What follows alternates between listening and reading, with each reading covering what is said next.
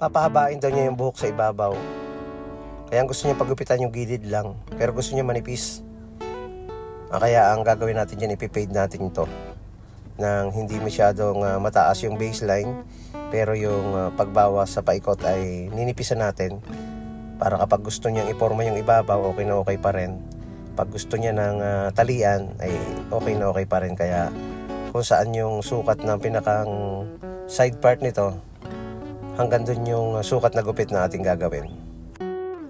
1.5 na clipper guard ang ginamit natin kanina, hindi nag-overcome tayo. Pagkatapos yung gagamit tayo ng trimmer sa pinakang forma ng gilid nito. Ayun. Linisin lang natin. Lagyan lang natin ng pinakang pantay na sukat dito, saka dito sa may kanyang patilya. And then, low fade lang natin yung pinakang ibabang bahagi nito. Yung pagkaka-fade niya is mababa lang, pero yung nipis is mataas hanggang doon sa may side part niya.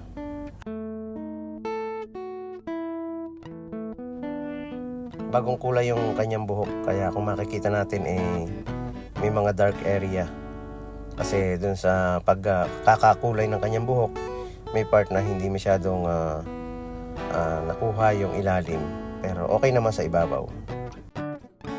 0.5 na clipper guard. Okay naman tingnan yung ganitong klase ng kulay ng buhok para sa kanya dahil siyempre medyo light yung kulay ng kanyang balat, kaya bagay na bagay. Simplihan lang ng mga galawan para makita natin yung proper transition ng gupit na ating ginagawa.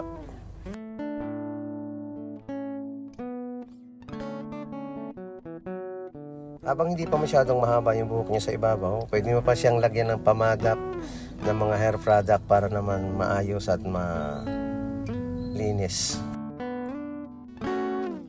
Yung ganitong klase ng gupit ay pinapakita natin ito doon sa mga mahilig magpahaba ng buhok sa ibabaw, or mahilig magpa-undercut, mahilig magpamanban ng gupit, yung tipo na gusto na nilang pahabain yung ibabaw. Ano ba yung pwedeng ipagupit nila? So ganito ang pwede mong gawin.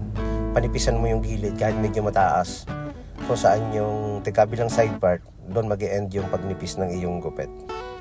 And then gamit tayo dyan ng walang clipper guard. Linisin natin yung pinakang lines niya para maging maayos yung pagitan ng white and dark area. And then ahitan. Simpleng gupit lang nito para sa mga gustong mag-aral magupit.